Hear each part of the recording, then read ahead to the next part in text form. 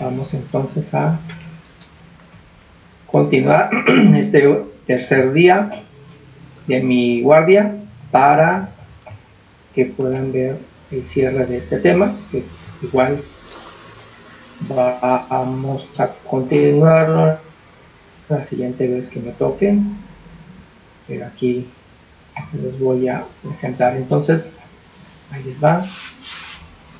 Recuerden que lo que estamos comentando o la idea que quiero que reflexionemos es acerca de la importancia de entender que todos aquellos que leemos la Biblia estamos haciendo un trabajo de interpretación, porque es tan solo el solo hecho de que nosotros pues tenemos los escritos y sabemos que a nosotros han llegado ya traducidos al español, que bueno, hay que entender todas las características que involucra este proceso, todo este viaje que los escritos han llevado, porque me parece que eso también nos permiten, bueno, yo en lo particular, cada vez que conozco toda esta información, no es como quitarle fidelidad a los textos, pero al contrario, me permite entender mejor, al menos yo lo veo así, su intención, porque cuando veo a las personas que están detrás de ellos, puedo comprender también mejor a las palabras de Jesús. Y bueno, al final espero que me den también sus opiniones sobre esta reflexión. En la sesión del domingo hablábamos acerca de las recomendaciones que Jesús nos hace y los apóstoles sobre que moderemos la información que llega a nosotros, porque al final de cuentas ellos también en su tiempo, cuando hablaban estas cosas, pues también se referían a que pues llegaban muchos libros y que pues el estudiarlos te permite y te fortalece, pero tú lo debes de poner a prueba la información que te está llegando, ¿no? Por eso vimos todos estos textos que hablaban acerca de poner a prueba los espíritus, de que siempre llegarían profetas falsos, y una de las características que nos dice, por ejemplo, Jesucristo en esta, que es muy sencilla: las obras de las personas, las obras de las palabras hablan por sí solas. Por ejemplo, pongamos un caso muy en particular que lo estamos viendo ahorita.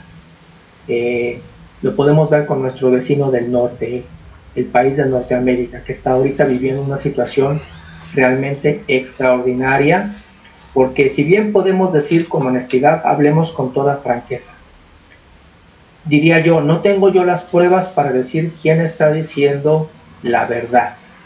Hay un candidato que dice que él ganó y el otro dice el otro que ganó, ¿sí? Es un hecho que estamos viendo tal cual la información que se da. Podríamos decir, bueno, nosotros estamos de este lado, no podemos opinar acerca de quién tiene o no tiene la razón, pero hay un hecho que no podemos negar, que uno de los dos está mintiendo. Eso es un hecho innegable, ¿sí? Uno de los dos está mintiendo. Y eso me hace recordar mucho que en el Apocalipsis se menciona una frase que dice: alaba, bienaventurados los cielos y los que moran en ellos, porque el acusador que nos acusaba día y noche ya no está con nosotros. ¿Sí lo han leído ese texto? ¿Sí lo recuerdan? ¿Lo han visto por alguna vez? Y entonces aquí vemos que efectivamente hay un mar de acusaciones. Hay unas acusaciones entre un lado y otro.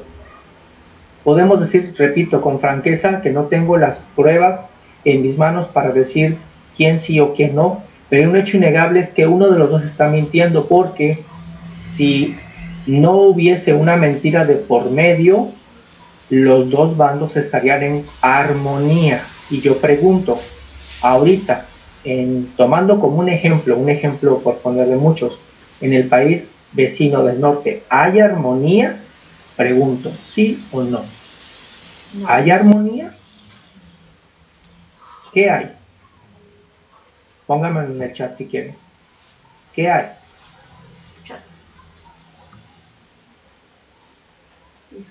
¿Cuál es el contrario de la armonía? Odio.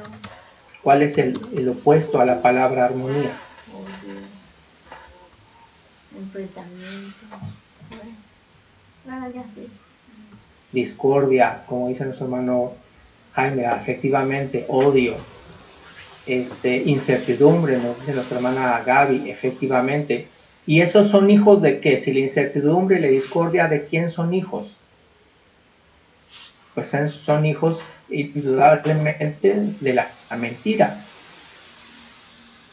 Porque cuando tú siembras la mentira, genera eso. Entonces, es un hecho innegable que hay un elemento de mentira que está jugando allá. Y lo que a mí me llama la atención y lo que me sorprende es decir que el que está diciendo la mentira se sabe, porque cuando tú dices una mentira, tú lo sabes que estás mintiendo. Y lo triste es que nos damos cuenta que el que emite la mentira, independientemente de quién sea, no vamos a hablar sobre eso, pero el que la está emitiendo, le está valiendo gorro las consecuencias que generan la mentira. Y entonces es cuando yo me doy cuenta, cuando a veces a mí me dicen, ¿tú crees que Dios existe o no existe? Pues tú puedes poner en tela de juicio si existe Dios o no existe, pero es un hecho que lo que Él dice es una realidad, porque yo estoy viendo que efectivamente cuando la mentira vive y reina, hay discordia y hay problemas, y como consecuencia de eso, mucha gente se está muriendo ahorita allá en el país de enfrente, porque en lo que se ponen de acuerdo, no se ponen a atender los problemas más inmediatos, que son un problema de salud, y se están muriendo. Pero predomina, entonces veo que efectivamente la mentira es un problema entre los hombres. No es un cuento chino, no es así de que, ay, porque te crees muy santo y no quieres mentir. No, es que no estás viendo que efectivamente no hay mentiras piadosas, que eventualmente la mentira engendra cosas que terminan inclusive hasta por quitar la vida, por muy inocente que pueda parecer una mentira. Y por eso Jesucristo, vean cómo con toda esa sabiduría nos está diciendo qué tipo de frutos da el árbol.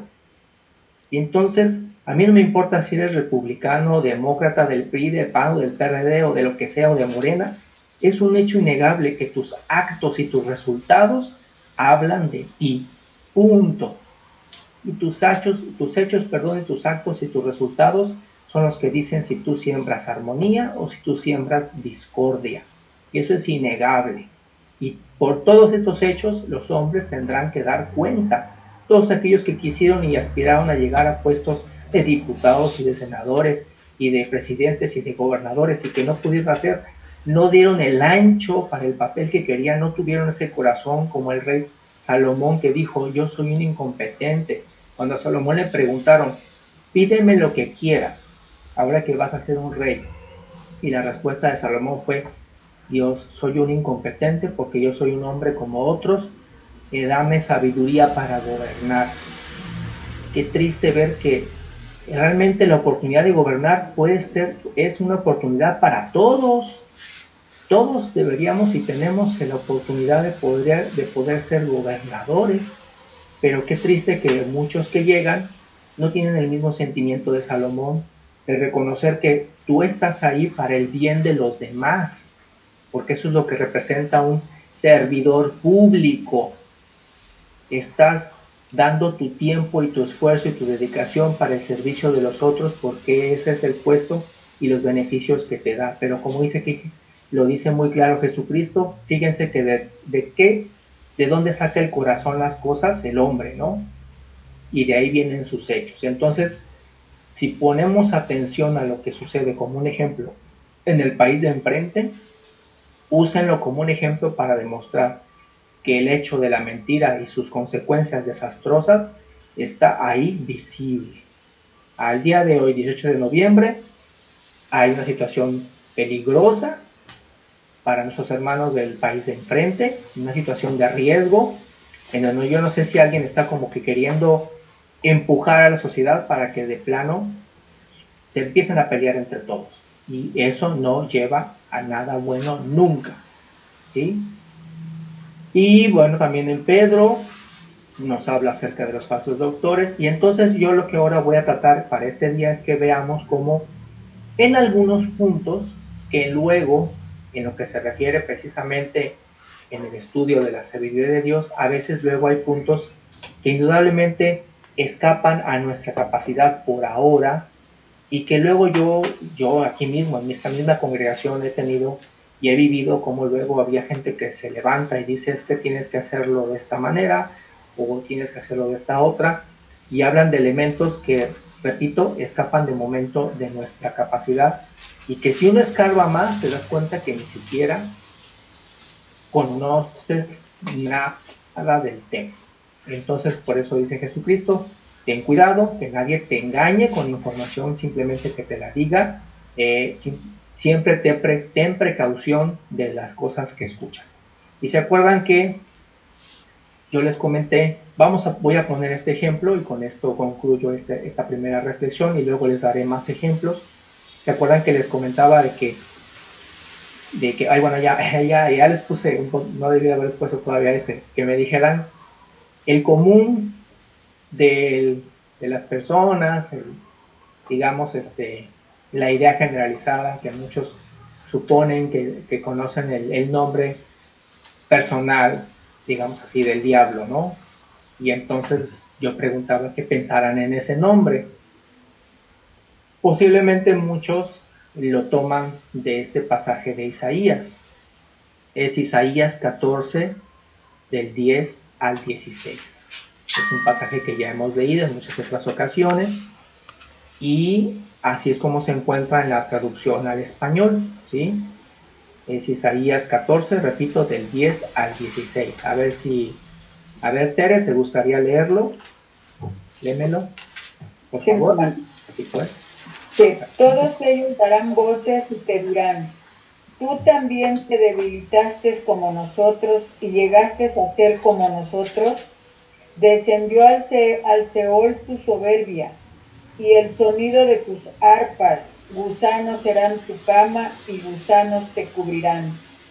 Como caíste del cielo, oh lucero, hijo de la mañana, cortado fuiste por tierra, tú que debilitabas a las naciones, tú que decías en tu corazón, subiré al cielo, en lo alto, junto a las estrellas de Dios, levantaré mi trono, y en el monte del testimonio me sentaré a los lados del norte. Sobre las alturas de las nubes subiré y seré semejante al Altísimo. ¿Hasta el 14, mi hermano? Sí, hasta ahí está. Bueno, le puse hasta el 16, pero hasta ahí está bien. Muy bien. Sí, entonces, gracias, hermana Tere.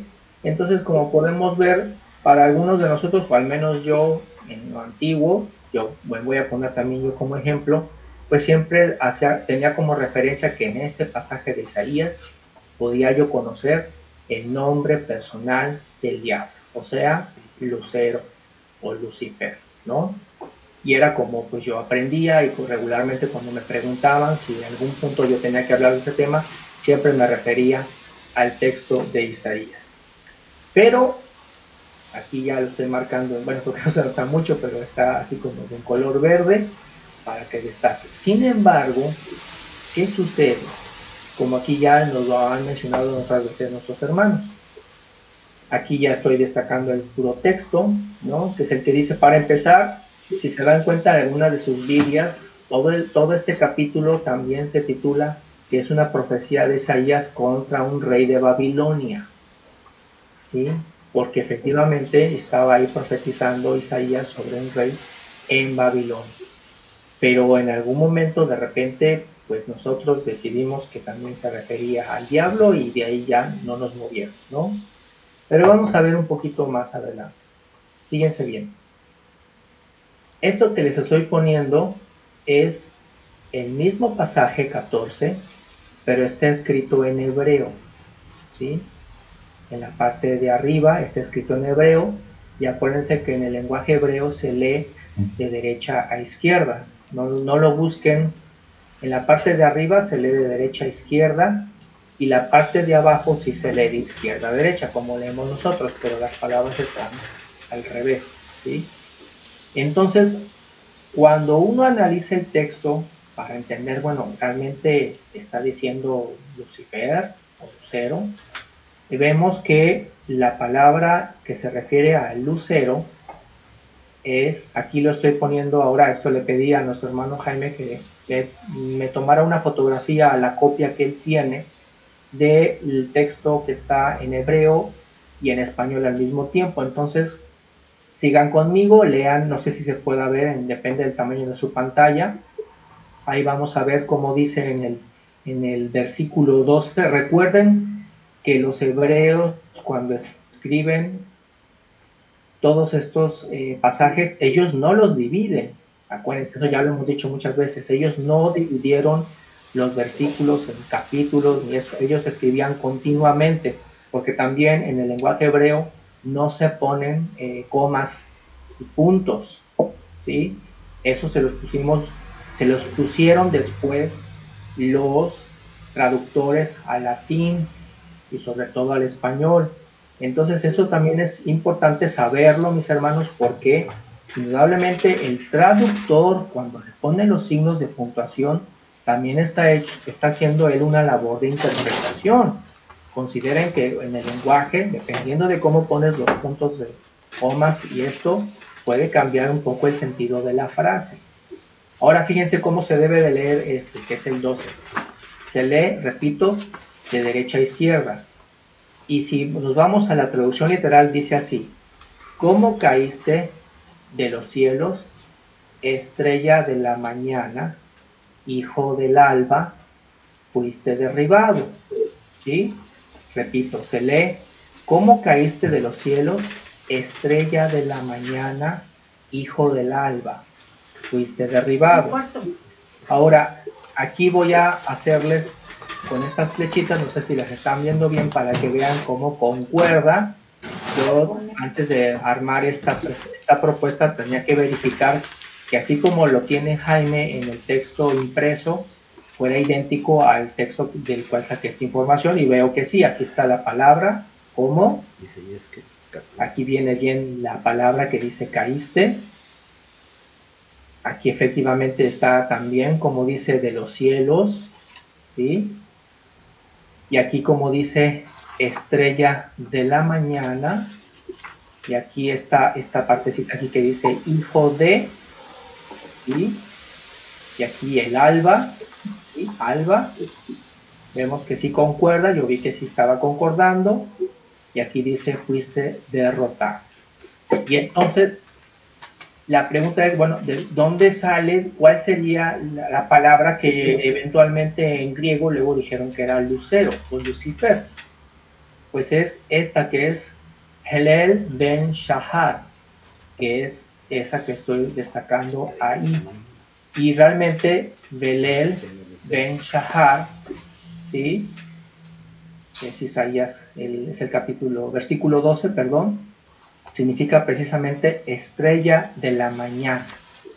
Entonces, si nos damos cuenta, eventualmente la propuesta que yo les hago es que, por ejemplo, en este dato en particular, en el texto en hebreo jamás están poniendo un nombre personal. No estamos ni siquiera hablando si la profecía es enteramente del rey de Babilonia o si también nos está hablando en sentido figurativo de Satanás, ¿no?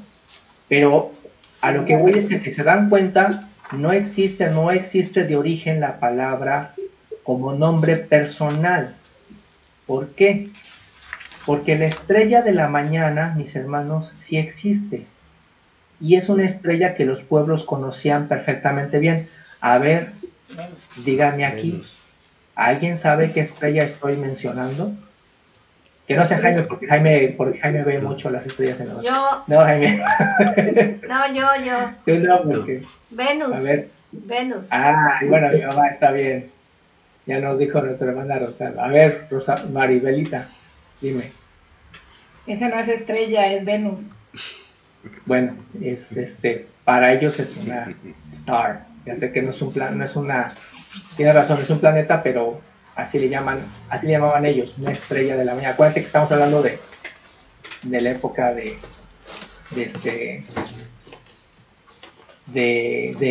Babilonia, ¿no? Entonces así le decían estrellas a todas, ¿no? No había diferencia entre planetas, pero efectivamente es Venus. ¿Y saben por qué le llamaban a Venus estas culturas la estrella de la mañana? ¿Alguien me puede decir por qué? A ver, Maribelita. Porque es la primera que aparece cuando empieza el ocaso. ¿Ok? Esta es la Y luego mañana. también, Obviamente, cuando amanece, es la primera en notarse. perfecto. Ve a mi tío riéndose, estoy mal. No, es correcto. Normalmente Venus es la primera que cuando amanece es la primera que se ve y también después es la primera que se va en el horizonte. Entonces, para muchas culturas, siempre para ellos significaba como si fuera esa entidad que, que viene del inframundo, porque para las culturas el horizonte sería como el inframundo, entonces sale del inframundo y luego regresa, ¿no? Pero para ellos era esa estrella. Entonces, repito, Helel Ben Shahar representa esa frase, ¿no? Que es esa estrella de la mañana. Ahora, ¿cómo llegamos a eso? Bueno, resulta que cuando traducen el hebreo al latín, la palabra que utilizaban para designar la estrella de la mañana es Lucifer. ¿Sí? Lucifer, y aquí ya viene, ahí ya vemos la traducción al latín que dice Humodo Sisidesti de Caelo Lucifer. Bueno, lo digo muy mal, mejor ni lo digo porque seguramente estoy haciendo el ridículo leyendo el latín. Debo de practicar bien cómo se dice, ¿verdad? Pero mi punto es que vean cómo entonces Belén El Shahar lo tradujeron en latín como Lucifer, pero no están diciendo que sea un nombre personal, el texto no dice que sea el nombre personal de este querubín. Y cuando analizamos qué es Lucifer, viene de la palabra lux, que es luz, y ferre, que es llevar. Por lo tanto, el significado era portador de luz, el lucero de la mañana, portador de luz. Y dice que es un epíteto del planeta Venus. ¿Qué significa epíteto? Es precisamente como un superadjetivo que se le da a algo, ¿sí? Acuérdense que sus adjetivos son como cosas que me parece que es precisamente hermoso, grande, bonito, rosado, así, características, ¿no? Entonces, era la forma en que se referían al planeta Venus, ¿sí? Que era el lucero de la mañana. Y fue San Jerónimo la persona que cuando hizo la traducción al latín de los textos hebreos en la edición Vulgata, que significa la edición vulgar, que era para que todo el mundo la pudiera leer latín, fue que utilizó esa palabra, ¿sí? Dice Eusebio Jerónimo, ¿qué dice aquí? Eusebio Jerónimo, conocido comúnmente como San Jerónimo, pero también como Jerónimo de Estridión o simplemente Jerónimo, tradujo la Biblia del griego y del hebreo al latín por encargo del Papa Dámaso I, y fue de ahí que viene ese uso de la palabra, ¿sí? Que eso fue en el siglo IV, 382 años después de Cristo, ¿sí? Es cuando aparece por primera vez esa palabra, ¿sí? Entonces, aquí tenemos el texto completo, ¿no? Que dice, ¿cómo caíste de los cielos, estrella de la mañana, hijo del alba? Fuiste derribado a tierra, a el que debilita a naciones. Y tú dijiste en tu corazón, los cielos subiré de arriba, a estrellas de Dios levantaré mi trono, y me sentaré en monte del testimonio, en lejanías del norte. Ascenderé sobre las cimas de la nube y seré semejante al Altísimo. Indudablemente, creo que lo importante que sí está dando a entender Isaías es ese sentimiento de soberbia que puede inundar a una persona, ¿sí? Podemos, obviamente, hacer la tesis de que sí, se está refiriendo al rey de Babilonia, sí, también está refiriéndose a lo mejor a este ángel que conocemos todos, pero la idea principal que Isaías está aquí mostrando es que nos está hablando de ese sentimiento de soberbia que tiene un individuo o un ser y que pretende ser lo máximo, pero no con un mérito, porque si se dan cuenta aquí no se describe que el ser o la persona lo haya o lo logre por un mérito propio, muy diferente a cuando encontramos en otros textos, como por ejemplo, me parece que es Pablo el que dice, haya en ustedes el mismo sentir que hubo en Cristo Jesús, el cual, siendo como Dios, no se aferró a él, sino que se anodado a sí mismo y se hizo siervo de cruz.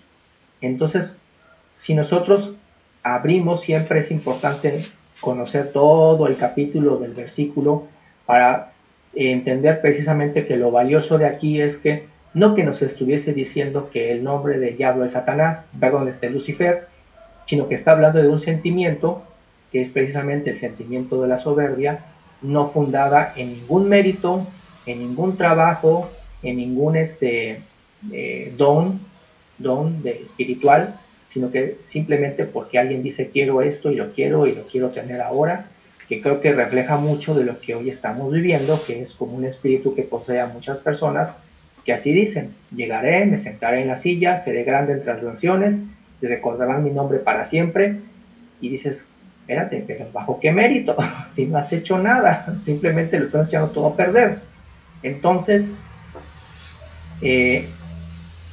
lo importante, como decía yo aquí, es que como nos dice en el Eclesiastés 5:6, ¿no? A ver, que nos lo lea Benjamín, ¿nos los quieres leer? Eclesiastés 5:6.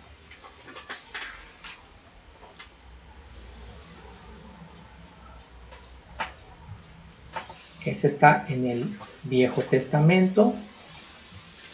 Ay, perdón. Espérenme, sé que se acabó la... Déjenme la vuelvo a poner.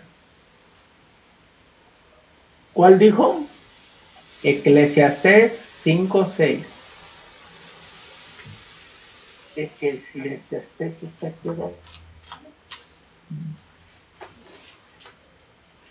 A ver, ahorita hermano. Sí.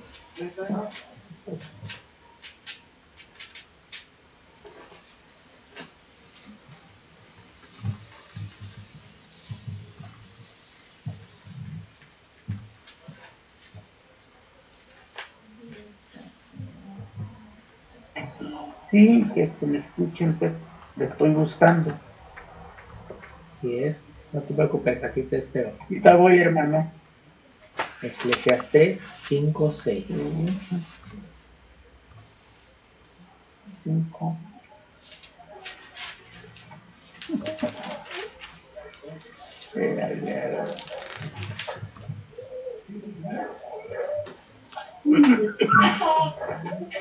Entre proverbios y cantar de los cantares, ¿no?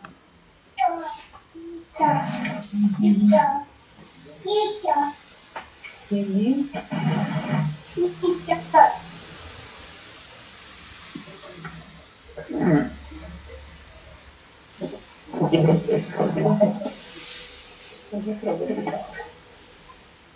Eclesiastés 5:6.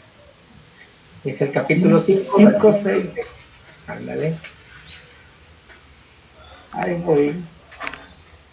Dice, no dejes que tu boca te haga pecar, ni digas delante del ángel que fue ignorancia, porque harás que Dios se enoje a causa de tu voz y que destruya las obras de tus manos. Gracias. Ajá, muy bien, gracias, así es. Ahí está. Este texto que me gusta mucho, que se lee siempre, lo lee nuestro hermano Jaime cuando comenzamos nuestras sesiones de consejo, y que nunca me canso de escucharlo y de que me gusta lo sencillo que es y lo poderoso que es, porque nos reitera que nuestro Padre Celestial, por encima de todas las cosas, espera que nosotros tengamos un gran respeto y responsabilidad de las cosas que salen de nuestra boca, porque tan importante es lo que sale de nuestra boca, que eso es lo que precisamente nos ayudará o a llegar a la vida eterna o a condenarnos, porque está siendo clarísimo, porque las cosas que salen de nuestra boca son cosas que salen de la voluntad de nosotros, de nuestro corazón, de nuestro pensamiento, y salen por decisión de nosotros. Nadie habla por nosotros, ¿eh? No es cierto que se nos meta algo y, ay, me dijeron que lo dijera. No, señor, usted lo dijo. Y si usted lo dijo, usted hágase responsable de lo que está diciendo. Entonces, es importante que, como dice aquí, no dejes que tu boca te haga pecar, porque si hablamos sin conciencia, sin una idea de responsabilidad, porque no importa si tú dices algo y te equivocas, no hay problema, porque para eso estamos en este mundo, para poder aprender de nuestros errores. El problema está que no querramos reconocer que nos podríamos equivocar. Entonces, ¿por qué lo pongo ahorita aquí en esta parte? Porque, por ejemplo, en este caso muy en particular, durante mucho tiempo yo igual tenía esta idea y comparto con ustedes de decir, ah, sí, efectivamente, ese ángel caído lo llamaríamos Lucifer. Y ahora realmente entendiendo y conociendo un poquito más acerca del texto original y de las costumbres de la época, me doy cuenta que no, que originalmente el texto, quien lo escribe, que yo asumo que es el profeta Isaías, nunca lo escribió con intención de que uno pensara que es un nombre personal de algo, ¿sí? Sino que simplemente está hablando una idea más profunda acerca del daño que genera la soberbia en el ser humano, precisamente, ¿no? Y es un punto de partida que me gustaría comentar en mis sucesivos estudios de otros puntos, porque así como está este en particular, existen otros que, como bien decía una vez, me gustó mucho como lo dijo nuestro hermano Pablito, si le pusieron atención, él mismo decía, hay elementos, coincido, que son los más elementales y sencillos en la Biblia, que son al mismo tiempo, digamos, los de vida o muerte, los más importantes, que son los 10 mandamientos y las enseñanzas de Jesucristo acerca del comportamiento que debemos llevar.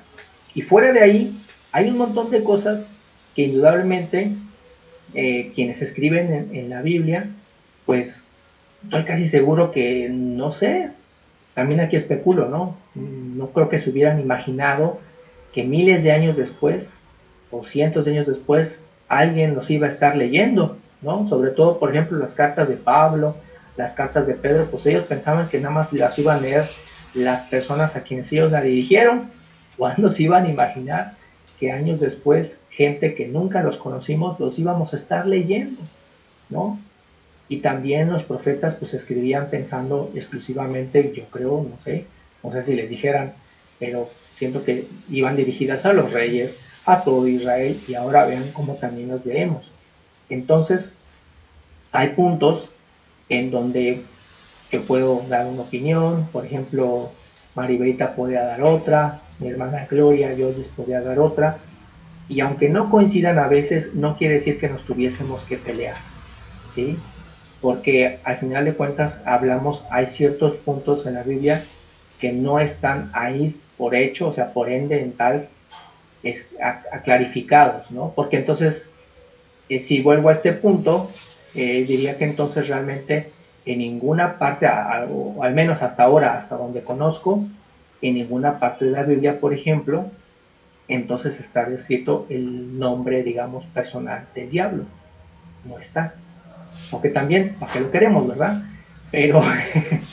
Pero simplemente veo que hay que me parece que es importante distinguir entre lo que sería la leyenda popular, que bueno, el que piensa que si dice Lucifer se está refiriendo al diablo, pues adelante, pero al menos yo ya ahora comprendo y veo que no. Que si ese conocimiento, como decía nuestro hermano Pablito, me permite ir o no ir al cielo, coincido de que eso no es indispensable, porque, repito, en el Apocalipsis es muy claro, dice, los libros serán abiertos y los hombres serán juzgados por sus obras, por sus acciones, como dice aquí en el Eclesiastés, por las cosas que salieron de nuestra boca. Entonces, una persona que diligentemente estudia para tratar de entender algo que viene en la Biblia y que le pone dedicación, pues yo reconozco su labor, su esfuerzo, pero siempre, inclusive con esto mismo que yo hoy les estoy mostrando a ustedes, siempre bajo el paréntesis de que es una interpretación, Nunca lo diré con la intención de que sea como una ley, porque las únicas leyes son las de Jehová. No sé, tal vez alguno de ustedes o yo mismo más adelante, con el paso de algunos años, estudiando más, puede que descubramos que a lo mejor sí está el nombre, a lo mejor sí está el nombre ahí, pero no lo hemos identificado, ¿sí? Porque también en otros estudios entonces les voy a hablar acerca del nombre de Jesús y el nombre de Dios. Repito, no porque dijera, es que si dices Jesús y a lo mejor ese no es el nombre exacto, Jesús no te va a escuchar. No, yo coincido de que Dios te escucha independientemente del nombre que emanes de tu boca, porque me parece que es muy claro y dice que Él, su corazón y su vista de Él está con los corazones humildes, con las personas trabajadoras, con las personas obedientes que hacen el bien a su prójimo, que se esfuerzan en la justicia, en el amor, en la caridad. Él, su espíritu está sobre ellos, aunque sepan o no sepan decir exactamente cómo se dice el nombre de Dios. Pero podemos conocer y ver qué es lo que está diciendo, y sobre todo, a mí lo que quiero compartirles es este gusto de ver cómo cuando vemos también la historia, la geografía del lugar. Estaba escuchando el otro día a un señor que decía, ¿quién ha ido a Israel? ¿Quién ha ido? Estaba una conferencia, ¿no? Y estaba hablando precisamente de los textos bíblicos y decía, ¿quién ha ido? Y no, pues no hemos ido. Entonces dice, el otro día fui a una conferencia de una sociedad bíblica, ¿no? Dice el señor una conferencia en México de muchas personas que pertenecen a una sociedad bíblica, y les dije, ¿quién ha ido a Israel? Y nadie ha ido. Y entonces él dijo, ¿cómo pueden ser de una sociedad bíblica y nadie ha ido? Cuando menos estas personas tienen los recursos para ir, ¿no? Y es que él dijo algo que no puedo decirle que no, ¿no? Cuando él dice, si tú no has ido y no has respirado, si no has sentido el calor de Palestina, si no has escuchado los olores y los colores de allá, te falta una parte para entender las cosas que vivió Jesús. Y bueno, diría, ok, me parece que tiene razón. No porque ir a Jerusalén te haga más santo o mejor, pero es como no te pueden contar de un lugar hasta que vas y lo vives, sí o no.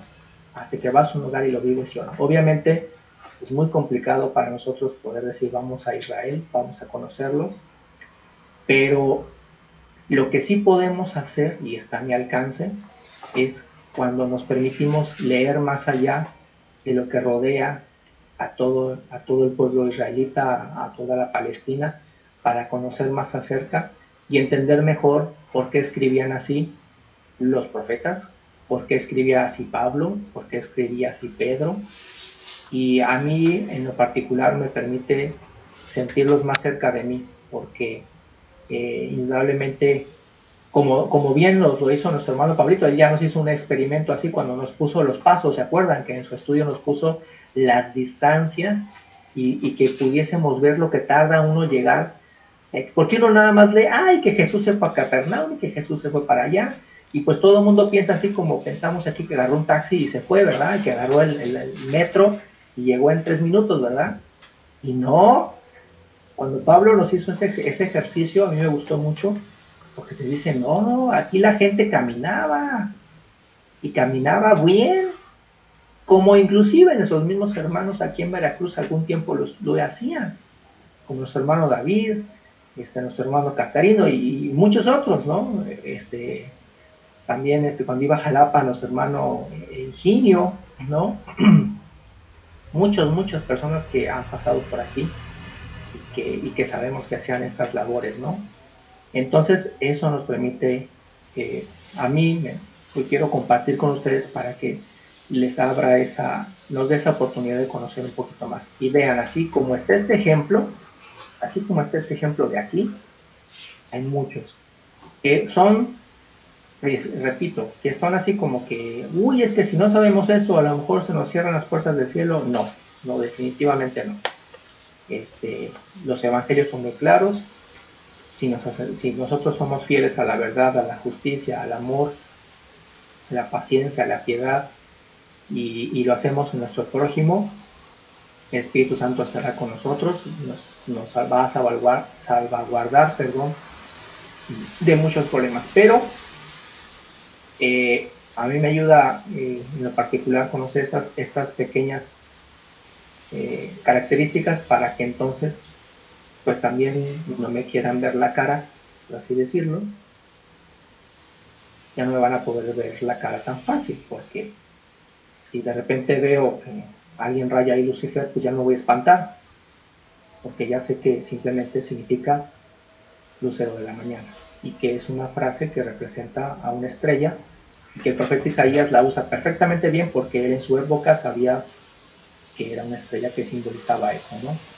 Y que representa esa idea de soberbia de un rey que pretende serlo todo, cuando realmente sus hechos no lo sustentan. Cualquier parecido con la realidad de hoy es pura coincidencia.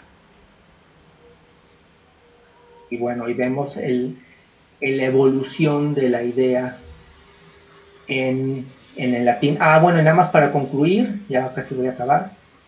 Bueno, esta parte de la historia no la puse aquí en la diapositiva, creo que sí debe de haberla puesto, que mucho de eso tiene que ver con la iglesia del segundo siglo más o menos, leía la iglesia cristiana que había leído y tenía contacto con otros libros. Uno que más adelante también hablaré, que ha hecho, pues no sé decir mucho daño, en el hecho de que, bueno, se escribió como una novela, pero a mucha gente se le olvida y lo toma como si fuera, como si dijeran, Dante sacó todo esto de la Biblia y lo escribió, que es la Divina Comedia. Y entonces ya a todos les quedó clara la idea de que existe un infierno y que ahí vive el diablo. Cosa más equivocada y fuera de la realidad, porque si ponen atención nada más por poner un ejemplo muy sencillo, cuando Satanás, acuérdense que diablo y Satanás también tienen una historia y un significado de esas palabras, tampoco son nombres personales, ¿sí? Es una forma de referirnos a esta entidad. Pero es muy claro que cuando Satanás se presenta delante de Jesucristo, le dice que le muestra todos los reinos de la tierra, y él dice, todos estos son míos. Entonces, si esos reinos hermosos y gloriosos, y que él dice que son de él, ¿cómo puedes tú pensar que él vive en una posilga, en un lugar de catacumbas y con fuego y que apesta azufre? O sea, eso es ridículo, ¿no? ¿Cómo va a ser que viva ahí? Esa idea, repito, empezó y se hizo popular con la novela de Dante y la Divina Comedia, pero no es ningún fundamento bíblico esa idea. Entonces, y bueno, en otros estudios lo voy a desarrollar para que vean que pues también no me lo estoy inventando, ¿no? Pero son ejemplos de esos pequeños rubros, ¿no?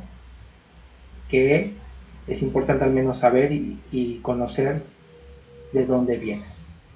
Bien, mis hermanos, pues con esto concluyo por hoy. Entonces, nada más mi reflexión para cerrar es que siempre que me escuchan a mí, que escuchan a mis hermanos, que escuchan a una persona hablar sobre los evangelios, estamos haciendo todos, indudablemente, una interpretación de los mismos, y es la forma en que se hace esto, y que debemos ser responsables de lo que decimos, y por supuesto es un proceso que nunca termina mientras estamos aquí, es un proceso donde seguimos aprendiendo, ampliando nuestros conocimientos, pero como bien decía, repito, nuestro hermano Pablito, lo importante del conocimiento es que vaya acompañado de las buenas obras, porque pues también tú puedes saber mucho, pero si de tus manos no sale ninguna obra y nada, pues a ver, yo no creo que eso, repito, Dios no va a hacer un examen Ceneval cuando vayas a entrar al reino de los cielos, o no vayas a entrar, no va a decir, a ver,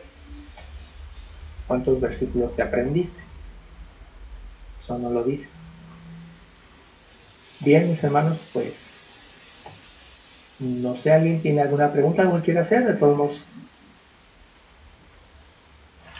les repito, seguiremos con otros ejemplos semejantes a estos de otros temas Otros conceptos, ¿no? Muy bien, bueno, pues entonces voy a entregar mi guardia a nuestro hermano Ricardo.